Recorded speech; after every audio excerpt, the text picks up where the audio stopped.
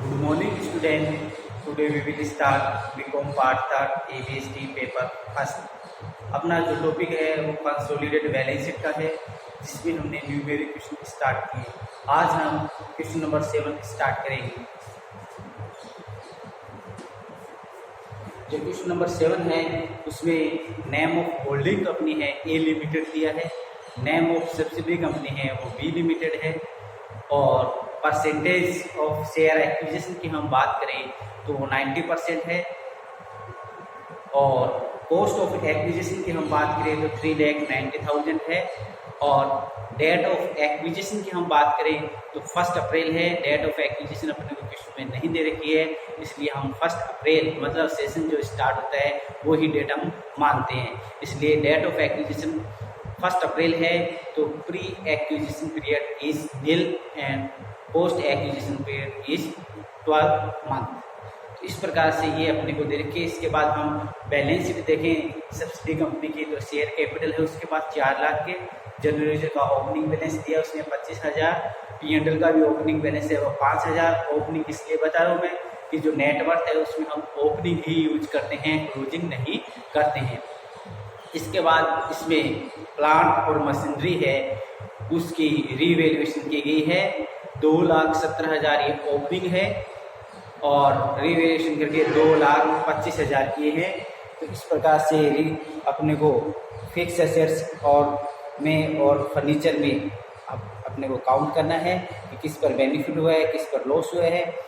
इसके बाद 90% उसने एक्वायर्ड किया है, तो 90% के अकॉर्डिंग हम कॉस्ट गुडविल और कैपिटल रिजर्व कैलकुलेट करेंगे। इसके बाद अपने को इसने प्रॉफिट ओपनिंग क्लोजिंग है, जनरल रिजर्व में भी ओपनिंग क्लोजिंग जनरल रिजर्व का दिया है, तो जनरल रिजर्व में कितना ट्रांसफर है वो अपन देखेंगे, और करंट ईयर की प्रॉफिट में कैलकुलेशन करेंगे।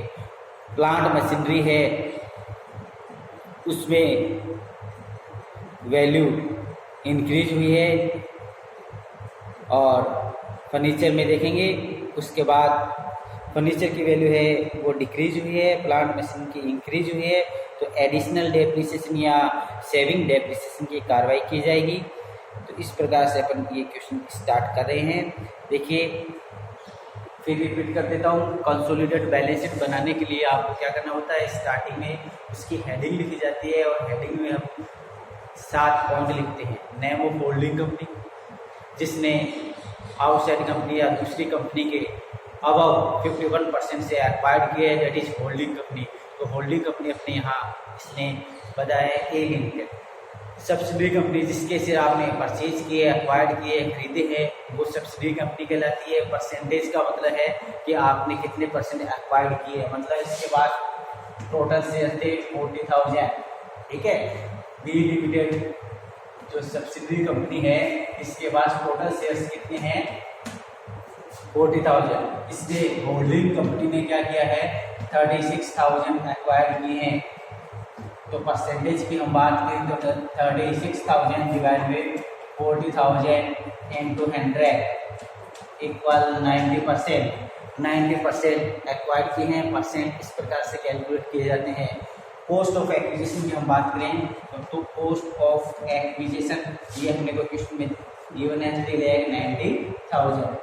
डेट ऑफ एक्विजिशन है वो नहीं दे रखी है, तो आपको ने बता रखा है जब डेट ऑफ एक्विजिशन क्वेश्चन में नोट गिवन देन जो सेशन स्टार्ट होता है उसके अकॉर्डिंग सेशन का मतलब है आपके पास जो बैलेंस शीट है उस बैलेंस शीट में ऊपर हेडिंग देखिए वो बैलेंस शीट कब क्लोज की जा रही है। जैसे 31 मार्च को क्लोज की जा रही है तो 1 अप्रैल को स्टार्ट हो गया, 31 दिसंबर को क्लोज की गई है तो वो 1 जनवरी से स्टार्ट हुए। इस प्रकार से आपको डेट ऑफ एक्विजिशन लिखना है।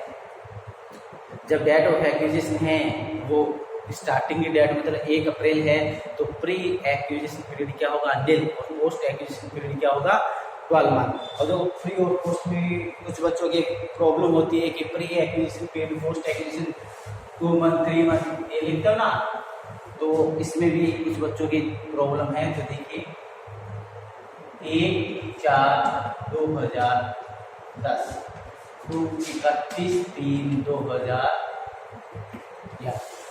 ये कोई सेशन है अपना 12 मंथ का, 1 ईयर का सेशन मान लीजिए।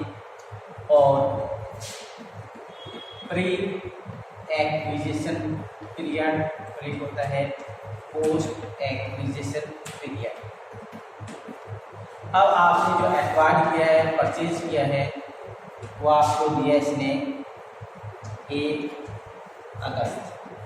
1 अगस्त को आपने मान लीजिए परचेज किया है। प्री पोस्ट कैसे लिखा जाता है, कुछ तो कोई तो ध्यान ही नहीं है। प्री पोस्ट में मैं जो मंथ लिखता हूँ उनको काउंट ही नहीं करना था। तो फिर समझिए, फॉर एग्जांपल आपको एक्सप्लेन करा, आपने किसी कंपनी के शेयर एक्वायर किए हैं, वो 1 अप्रैल को, सेशन ये है 1 अप्रैल को क्या है, स्टार्टिंग की परचेज करने से पहले की डेट। तो पहले की डेट में कब से पहले, कुछ बच्चों की सेशन स्टार्ट होने से पहले। तो सेशन कब स्टार्ट हो रहा है, 1/4 2 1/8 काउंट कर लीजिए। अप्रैल, मई, जून, जुलाई और अगस्त तो 1 है ना, तो 4 महीने तो क्या हो गए फ्री के। और 1 अप्रैल से 1 अगस्त से आपने परचेज कर लिया, 1 अगस्त टू 31/3 ये आप काउंट कर लीजिए कितने, 1 महीने, अगस्त से लेकर मार्च तक काउंट कीजिए। तो इस प्रकार से टोटल कितने हैं, 12। इस प्रकार से प्री और पोस्ट की कार्रवाई की जाती है प्रत्येक किस्म में। अब आपको मैं कहूँ कि प्री एक्विजिशन पीरियड है, तो पोस्ट एक्विजिशन पीरियड में आपने 1 अप्रैल को भी परचेज किया है, तो परचेज करने के बाद की जो टाइमिंग होती है that is post acquisition period. 1 अप्रैल को भी परचेज किया है तो पोस्ट एक्विजिशन को 12 लिखूंगा, तो यहाँ कितने लिखूंगा, इन दोनों का टोटल कितना होना चाहिए, 12 होना चाहिए। इसके अकॉर्डिंग अपने को ध्यान रखना है और प्री और पोस्ट की कार्रवाई करनी, ठीक है। अब हम स्टार्ट करते हैं। 7 पॉइंट लिखना, आप फटाफट लिखते जाइए, मैं बोल रहा हूँ। Name of holding company A limited, name of subsidy company B limited, name of holding company A limited, name of subsidy company B limited. फिर लिखिए percentage of share acquisition, percentage of share acquisition 90%, अभी count करके बताया था ना आपको 90%। इसके बाद लिखिए cost of acquisition, cost of acquisition 3,90,000, date of acquisition of shares acquired 1 April लिख दीजिए, ईयर आप अपने बुक के अकॉर्डिंग लिखिए। प्री एक्विजिशन पीरियड नील लिख दीजिए और post acquisition period 12 month, post acquisition period 12 month. तो ये 7 पॉइंट हो चुके हैं। अब हम कैलकुलेट करें calculation of current year profit, calculation of current year profit. इसका करते हैं सब्सिडी कंपनी का, तो यहाँ लिखते हैं प्रॉफिट गिवन बैलेंस शीट। तो बैलेंस शीट में प्रॉफिट देखेंगे और वो यहाँ लिखेंगे 30,000 सब्सिडी कंपनी, ठीक है। इसमें आप क्या करते हो, लेस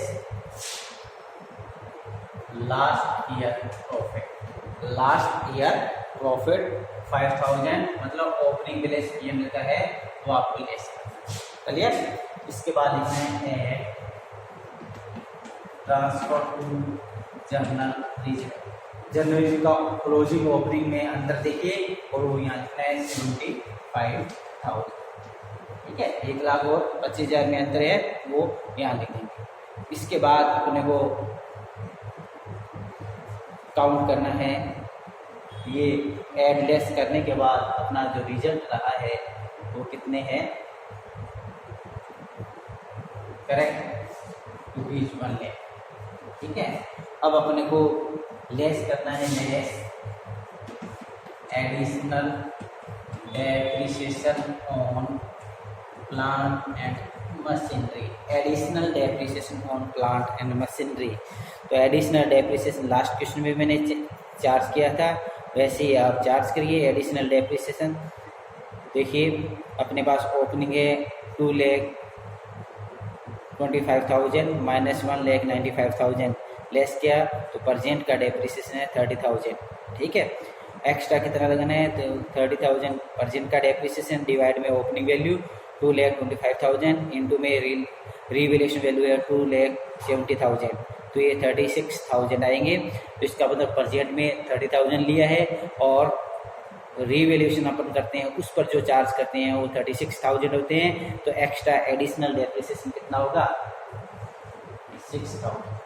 ठीक है, ये वैसे ही कैलकुलेशन लास्ट क्वेश्चन में कितना वैसे ही है, आगे भी ऐसे ही add saving depreciation on furniture. Furniture की वैल्यू है वो कम हो गई है, 18,000 कर दी है, पहले 30 थी, इसलिए उसमें सेविंग करेंगे तो सेविंग होगी डेप्रिसिएशन की वो 2,000 होगी। ठीक है, आप कैलकुलेट करके देखोगे तो कितने आएंगे, 2,000। ये आप एड लेस करके पूरी कैलकुलेशन करिए तो ये आएगा 96,000, that is post acquisition profit. Post acquisition profit 96,000। ये क्वेश्चन नंबर 7 का करंट ईयर का प्रॉफिट है वो हमने कैलकुलेट कर लिया है। स्टूडेंट आपको पता है करंट ईयर का प्रॉफिट ही मेन कैलकुलेशन होती है। इसकी कार्रवाई से हम क्या करते हैं, प्री और पोस्ट की कैलकुलेशन करते हैं और प्री और पोस्ट के बाद पोस्ट के भी 2 पार्ट करते हैं, माइनॉरिटी वालों में ट्रांसफर करते हैं और होल्डिंग वालों में ट्रांसफर करते हैं। तो इस प्रकार से कार्रवाई की जाती है। तो अपना मेन पॉइंट था करंट ईयर की कार्रवाई, वो हमने कंप्लीट की है। अब हम 4 पॉइंट कैलकुलेट करेंगे, उसके बाद गुडविल की कैलकुलेशन करेंगे। ये आप नोट कर लीजिए। फिर हम स्टार्ट करते हैं first point, calculation of net worth of B limited.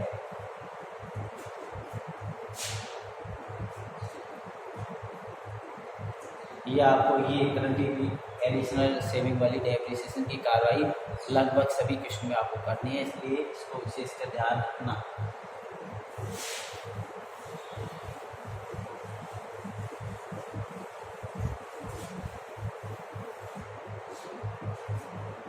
Yes. First point, calculation of net worth of B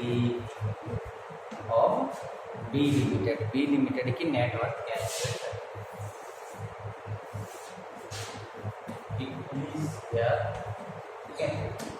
equity share capital हम देखते हैं और वो यहाँ ले लेते हैं बैलेंस से देखकर equity share capital this one. General reserve दे रखे हैं, फिर जनरल रिजर्व का ओपनिंग बैलेंस है अपने पास, वही अपन यहाँ लिखते हैं। क्लोजिंग नेम जानकारी के लिए मैंने लिख दिया है, यहाँ लिख देते हैं P&L। ये भी ओपनिंग बैलेंस लिखा जाता है स्टूडेंट, ये लिख देते हैं। इसके बाद ऐड या लेस करेंगे। ऐड आपकी एक फिक्स एसेट्स इंक्रीज हुई है, एक डिक्रीज हुई है, एक में प्रॉफिट हुआ है, एक में लॉस हुआ है। तो यहाँ लिखते हैं profit on revaluation of plant and machinery. Plant and machinery में आपको प्रॉफिट हुआ है 270 से 225 से 270 हुए ना, 2,70,000 माइनस 225। ठीक है, ये ओपनिंग थी, ये रिवैल्यूएशन करके तो ये 45,000 का आपको बेनिफिट हुआ है। इसी प्रकार से आप लिखोगे less loss on revaluation of furniture. Furniture में आपको क्या हुआ है, लॉस हुआ है। 30 था, 18 कर दिया आपने। कितने थे, 30,000 का फर्नीचर था, उसकी वैल्यू 18,000 की है। तो इसमें आपको स्टूडेंट क्या हुआ है, लॉस हुआ है 12,000 का। ये 12,000 यहाँ लिख देते हैं। इसके बाद हम इसको कैलकुलेट करते हैं तो नेट वर्थ आएगी। नेट वर्थ इस बार ये आपकी नेट वर्थ है, नोट कर लीजिए।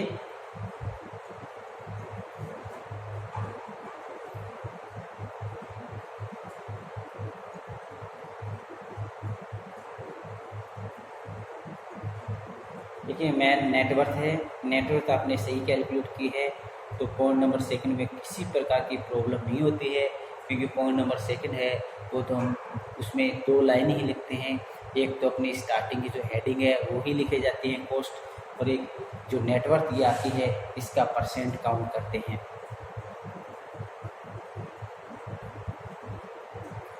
Point number second, calculation of goodwill और कैपिटल रिजर्व। फटाफट लिखते जाइए, कैलकुलेशन ऑफ गुडविल और capital reserve.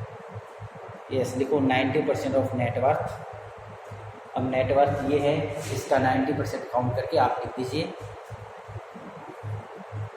Less cost of acquisition of shares, less cost of acquisition of shares. ये हमने स्टार्टिंग के पॉइंटों में 3,90,000 है ना, वो लिख दीजिए। तो ये लिखने पर प्लस में आया है, प्लस में आता है तो स्टूडेंट आप क्या लिख दो, कैपिटल रिजर्व। माइनस में आएगा तो लिख दो गुडविल। तो कैपिटल रिजर्व आया 26,700, तो ये आपका कैपिटल रिजर्व है। बैलेंस शीट आप जब क्रिएट करोगे तो ध्यान रखना रिजर्व एंड सरप्लस हेड में आपको ये कैपिटल रिजर्व 26,700 लिखनी है। Clear? Yes. Point number third लिखिए, calculation of minority share holder interest. Calculation of minority share holder interest.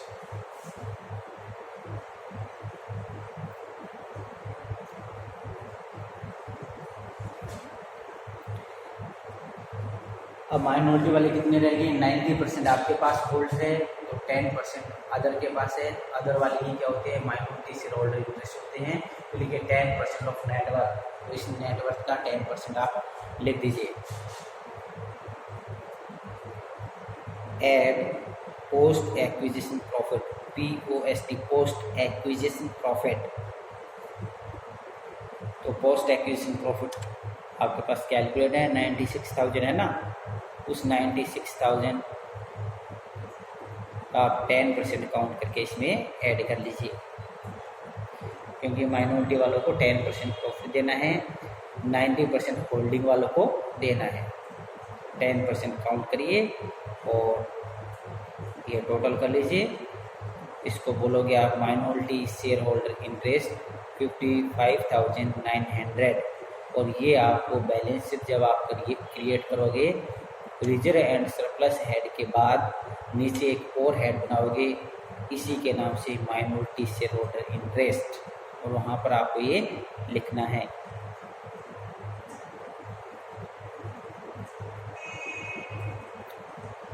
Next point है, last point, calculation of consolidated profit of holding company. Consolidated profit of A limited भी लिख सकते हो, holding company का नाम है ना ए लिमिटेड, ए limited लिख दीजिए या होल्डिंग कंपनी। देखिए profit given in balance sheet 1,40,000।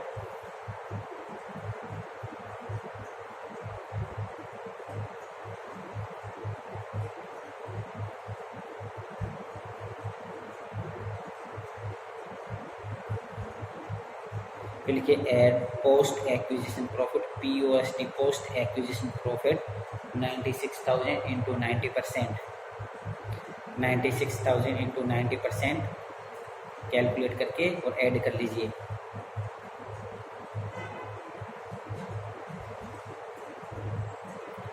Add करिए इनको, कैलकुलेट करके ऐड कर लीजिए, 140 में ऐड करिए। और इसमें एक एडजस्टमेंट और है, less unrealized profit on closing stock, unrealized profit on closing stock, unrealized profit on closing stock, ये कैलकुलेशन लिख देना। unrealized closing stock 70,000 का है, 25 डिवाइड बाई 125। ऑन कॉस्ट है, ऑन कॉस्ट है तो हैंडल में क्या करते हैं, प्रॉफिट को ऐड करते हैं। ऑन कॉस्ट इसने प्रॉफिट दिया है, इसलिए हैंडल में हमने क्या किया है, ऐड किया है। तो ऐड करके आप इसमें लिख दीजिए। इस प्रकार से ये लेस करिए, और लेस करने के बाद उसको आप लिखोगे कंसोलिडेटेड प्रॉफिट, कंसोलिडेटेड प्रॉफिट। अब आप स्टूडेंट इसकी बैलेंस शीट क्रिएट करना, डेटर्स में और क्रेडिटर्स, डेटर्स में 150 लेस करना, क्रेडिटर्स में वो बैलेंस शीट में जो 35,000 है वो लेस करके दिखा देना, ठीक है। इंटर कंपनी जो ट्रांजैक्शन है वो लेस कर देना, और जो 35,000 है वो किसी आउटसाइड के हैं, वो आप बैलेंस शीट में लिख देना। तो इस प्रकार से एड लेस करके अपनी बैलेंस शीट क्रिएट करना। उसमें कोई प्रॉब्लम हो तो पूछना। थैंक्स।